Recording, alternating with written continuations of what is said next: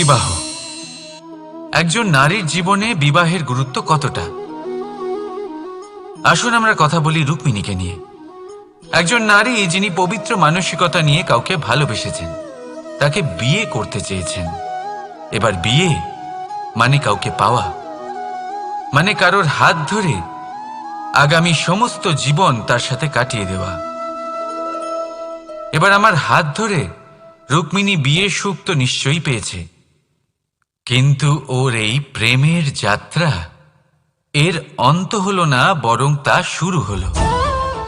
এবার রুক্মিণীর জীবনে সেই অধ্যায় শুরু হয়ে গেছে যেখানে ওকে সেই মানুষকে বুঝতে হবে যার হাত ধরে সমস্ত জীবন অতিবাহিত করার সিদ্ধান্ত নিয়েছে সে। এবার এরকম একটা সময় প্রত্যেকের জীবনে এসে থাকে। প্রত্যেকের মানে আপনারও। আপনার জীবনেও এমন এক সময় আসবে, তার জন্য তৈরি থাকুন। নিজের মনে যা যা বিকার আছে তা কোথাও ত্যাগ করে আসুন, আর পরিশুদ্ধ ভালোবাসা দিয়ে, পবিত্র মন দিয়ে নিজের জীবন সাথীকে বোঝার চেষ্টা করুন, কোনো আশা না রেখে। যদি এরকম করতে পারেন তবেই কঠিন পরীক্ষায় উত্তীর্ণ হবেন, নয়তো নয়। রাধা রাধা। অনেকে আমাকে অনেকবার জিজ্ঞেস করেছেন যে কানাই, রুক্মিণী হলো তোমার অর্ধাঙ্গিনী, তাহলে কেন ওর এই যাত্রা এত কঠিন হলো? কেন তোমার এই অগাধ অখণ্ড ভালোবাসা পাওয়ার জন্য ওকে এত কঠিন পরীক্ষার সম্মুখীন হতে হলো? আসুন আমি আপনাকে একটা কথা বোঝাই। অগাধ অখণ্ড ভালোবাসার এই পথ, তা তো কঠিনই হবে। এবার এরকমই এক যাত্রা করতে হয়েছে রুক্মিণীকে, পরিশুদ্ধ ভালোবাসা বুঝতে পারার যাত্রা। এমন ভালোবাসা যা কিনা ক্রোধ, ভয়, মোহ, অধিকার, অহংকার, হিংসা এই সমস্ত বিকারের ঊর্ধ্বে। এবার এই যাত্রায় ওকে সাহায্য করবে রাধা। আর শুধু তাই নয়, আমি আপনাকে বলি, সংসারের প্রত্যেক নারী এই যাত্রা করে থাকেন। এবার যে নারী এই যাত্রার শেষ পর্যন্ত পৌঁছতে পারেন, তিনি এক উচ্চ স্তরে পৌঁছে যেতে পারেন, যেখানে তাকে বলা হয় অর্ধাঙ্গিনী। রাধা রাধা। সমস্যা। এবারে বলুন, সমস্যা কার জীবনে নেই? প্রত্যেকের জীবনে সমস্যা থাকেই। হ্যাঁ ঠিক আছে, জীবন আছে যখন, তখন সময়ের সাথে সমস্যাও আসবে, কিন্তু প্রত্যেক সমস্যাই কি সময়ই নিয়ে আসে? না, আপনি সমস্ত সমস্যার দায় সময়কে দিতে পারেন না। বেশিরভাগ সমস্যা তো এমন হয়ে থাকে যাদের আমরা নিজেরাই ডেকে আনি।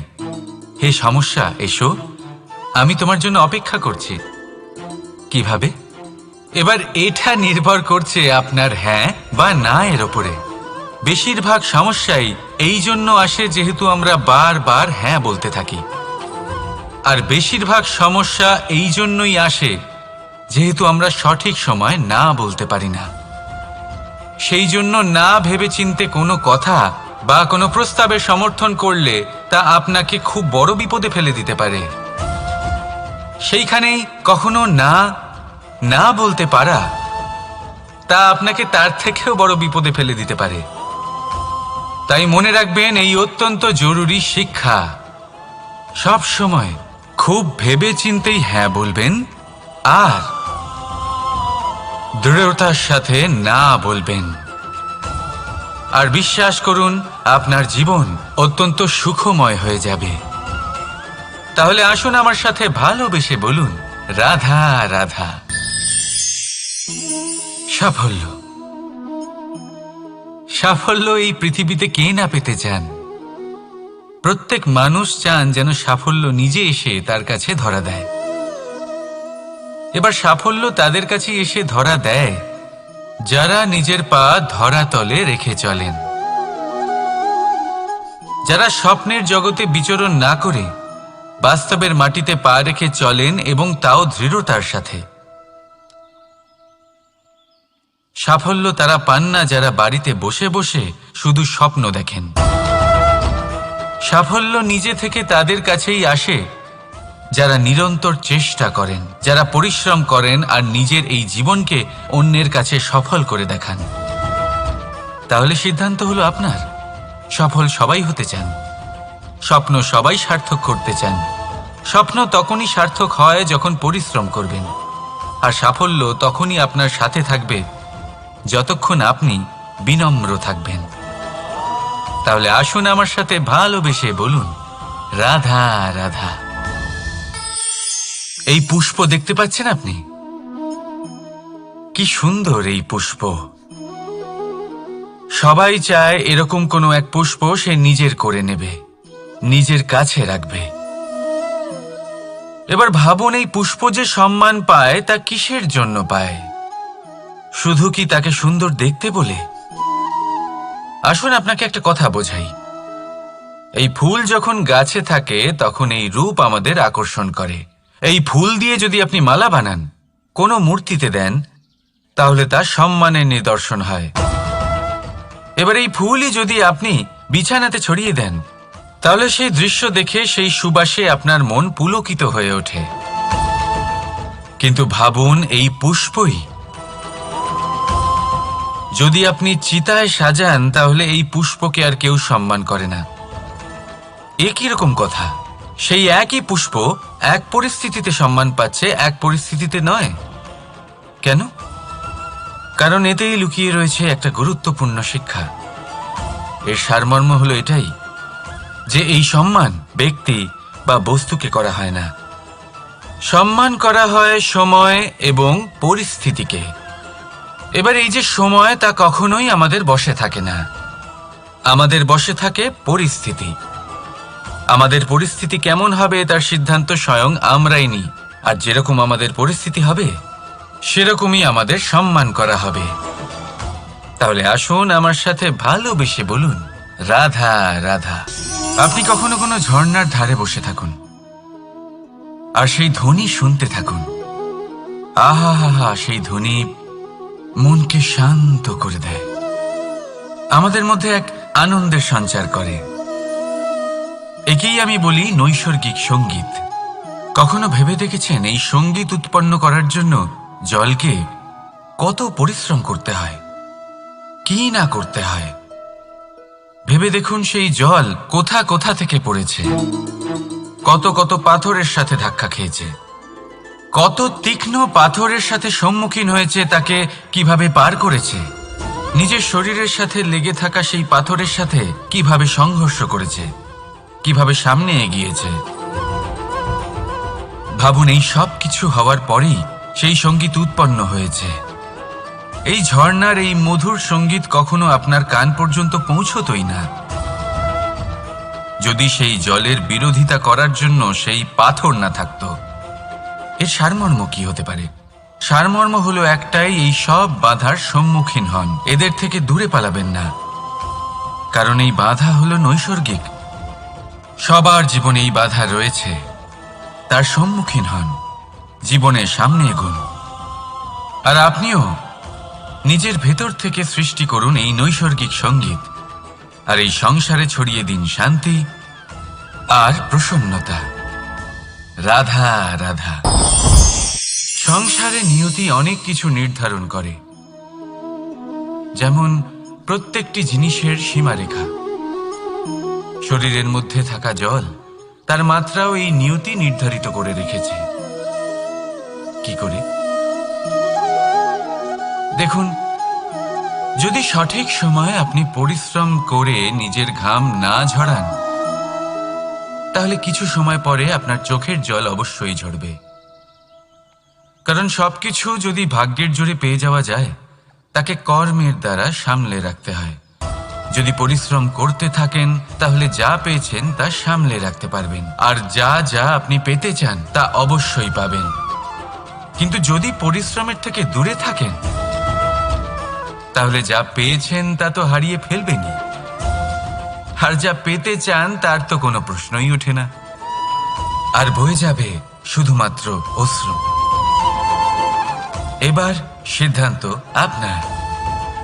কি ঝরাতে চাইবেন আপনি? ঘাম নাকি অশ্রু? রাধা রাধা। এই জীবনে মানুষ শুধু তিনটি জিনিসের পেছনে ছোটে: ছায়া অর্থাৎ সঙ্গী সম্মান, কায়া অর্থাৎ সুন্দর বলিষ্ঠ শরীর, আর তৃতীয় হল মায়া অর্থাৎ ঐশ্বর্য। এবার অবাক করার মতো বিষয় হলো, সময় এলে পরে এই তিনটি বস্তুই সবার আগে আপনাকে ত্যাগ করে। অন্ধকারে ছায়া আপনাকে ত্যাগ করে, বার্ধক্যে কায়া আপনাকে ত্যাগ করে, আর অন্তিম সময়ে মায়াও আপনাকে ত্যাগ করে।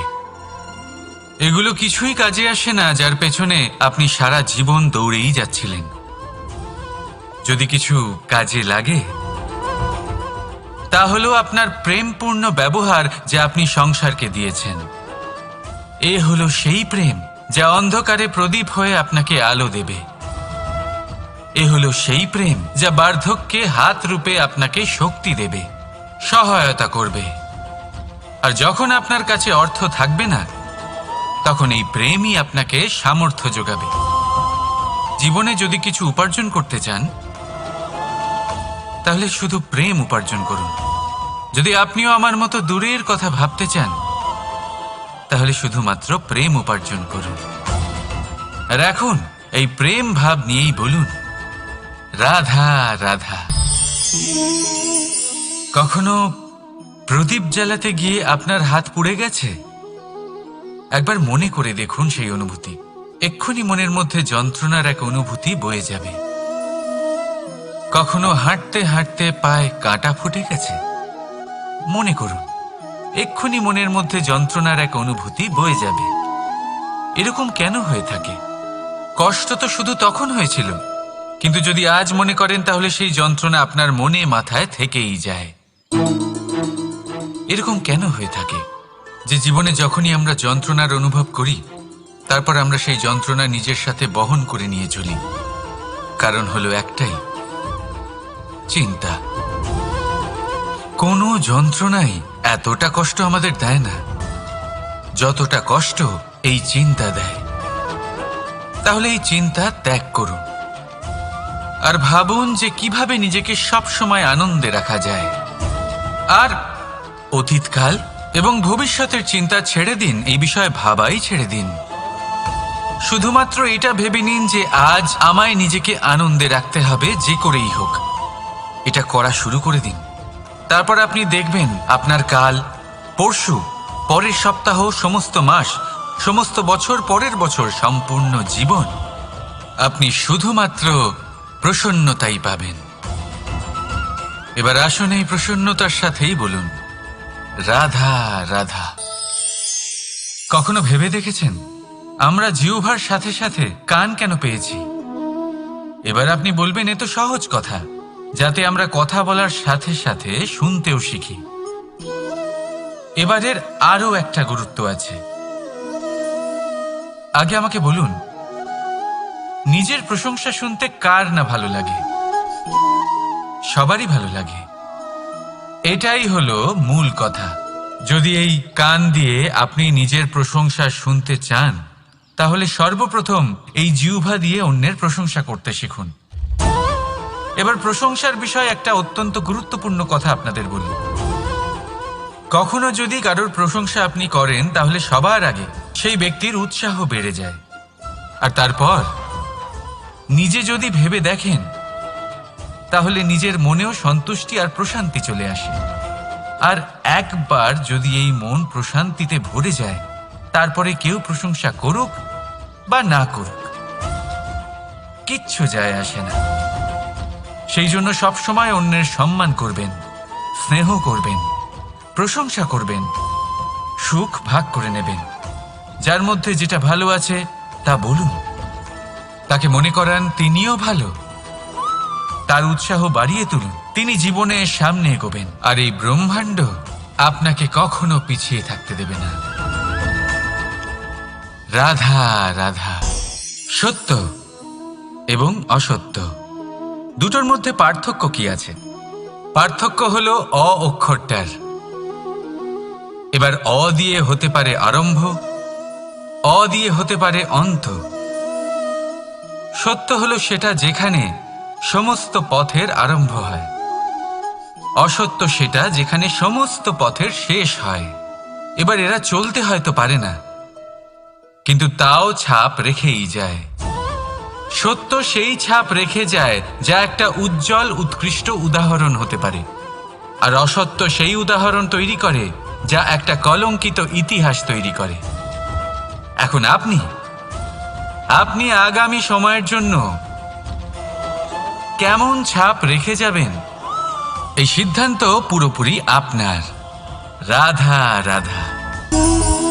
চলুন একটা প্রশ্ন করি। কোনো মানুষকে জিজ্ঞাসা করবেন যে সে মূর্খ, অলস, বিবেকহীন, অসফল এইসব বিশেষণ দিয়ে নিজেকে পরিচিত করতে চাইবে? না। কাউকে জিজ্ঞাসা করুন আপনি কি মূর্খ? না। আপনি কি অসফল হয়েছেন? না। আপনি কি বিবেকহীন? না। এবার বলুন আপনি জীবনে মূর্খ ও বিবেকহীন হবার জন্য কোনো ভালো পরিকল্পনা বানিয়েছেন? উত্তর পাবেন না। কারণ কোনো পরিকল্পনা বানানো হয় না যাতে আপনি মূর্খ বা অসফল হন। মানুষ মূর্খ বা অসফল তখন হন যখন কোনো পরিকল্পনাই থাকে না। দেখুন, একটাই ছোট জীবন, তাকে স্থির করুন যাতে অনেক বেশি সংখ্যক মানুষকে আপনি জুড়ে রাখতে পারেন, অনেক বেশি শান্তি পেতে পারেন, অধিকতর সাফল্য লাভ করতে পারেন, বেশিরভাগ মানুষের পথপ্রদর্শক হয়ে তাদের মঙ্গল করতে পারেন। অসফল হয়ে বাড়িতে বসে থাকার চেয়ে ভালো হলো যে আপনি একটা পরিকল্পনা করে অসফল হন, কারণ তখন আপনার কাছে আরও একটা বিকল্প থাকবে, একটা নতুন পরিকল্পনা বানানোর, তাকে সার্থক করার। কারণ এমন কোনো পরিকল্পনা তো অবশ্যই থাকবে যা আপনাকে আপনার লক্ষ্যে পৌঁছে দেবে, তাই তো? রাধা রাধা। সূর্য কারোর জন্য হলেন শক্তিদাতা ঈশ্বর, আবার কোনো প্যাঁচার জন্য হলো চোখ বন্ধ করে দেওয়ার মতো তীব্র আলো। নদী কারোর জন্য হলো তৃষ্ণা মেটানোর স্রোত, আবার কারোর জন্য বন্যারূপী বিনাশকারী আশঙ্কা। সাগর কারোর জন্য হলো নোনা জলের ভাণ্ডার, আবার কারোর জন্য অগন্তি প্রাণী জগতের সম্ভার। প্রশ্ন হলো প্রত্যেক ব্যক্তির জন্য প্রত্যেক অনুভূতি বা বস্তুর সারমর্ম আলাদা কেন হয়ে থাকে? যা কারোর জন্য হলো বিষ তা অন্য কারোর জন্য অমৃত কেন? যা কারোর জন্য অমৃত তা অন্যের জন্য বিষ কেন? উত্তর বড়ই সোজা। আমরা বস্তু বা অনুভূতিগুলিকে সেভাবে দেখি না যেরকম তা হয়ে থাকে।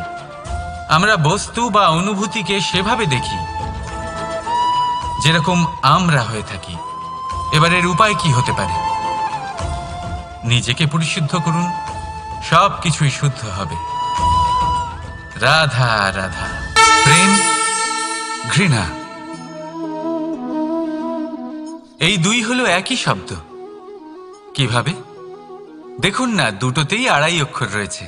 দুটোই হলো সেই অনুভূতি যা আমাদের মনের সাথে জড়িত, আর এই দুই অনুভূতির সাথেই জড়িত মানুষ আমাদের জন্য গুরুত্বপূর্ণ। পার্থক্য শুধু এটাই যে প্রেম পায় সম্মান আর ঘৃণাকে করা হয় অবজ্ঞা। এরকম কেন? কারণ প্রেম হলো সেই অনুভূতি যেখানে মানুষ সব কিছু দিয়ে দিতে চায়, সব কিছু লুটিয়ে দিতে চায়। সেখানে ঘৃণা হলো এমন অনুভূতি যেখানে মানুষ সব কিছু কেড়ে নিতে চায়, সব কিছু জিতে নিতে চায়। তাও প্রেমের অনুভূতি কখনো আপনাকে হারতে দেয় না, আর ঘৃণার অনুভূতি কখনো আপনাকে জিততে দেয় না। এবার কি করবেন আপনি? একটাই জীবন, ঘৃণার সাথে বাঁচবেন নাকি প্রেমের সাথে? আমি তো প্রেমকেই চয়ন করব। রাধা রাধা।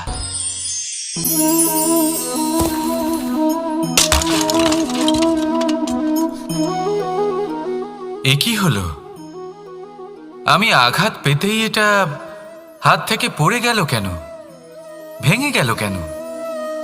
এবার আপনি বলবেন এরকমই তো হয়ে থাকে এই জীবনে, এই সংসারে। আঘাত লাগার পরে আমাদের হাতে যা থাকে তা পড়ে যায়। যা তৈরি হয় তা ভেঙেও যায়। কিন্তু এটা কি সত্যি? আপনাকে একটা কথা বলে রাখি, আঘাত পেয়ে পড়ে যাবার পরে সংসারের যে কোনো বস্তুই হাত থেকে পড়ে যাক না কেন, সাফল্য অবশ্যই আসে। যতই খারাপভাবে আপনি পড়ে যান, আপনি আঘাত পান, ভবিষ্যৎ অবশ্যই ভালো হবে। কারণ এই আঘাত, অসফলতা, এই অসুবিধা, এগুলো আমাদের এমনভাবে পরিশুদ্ধ করে যেমন আগুন সোনাকে করে থাকে।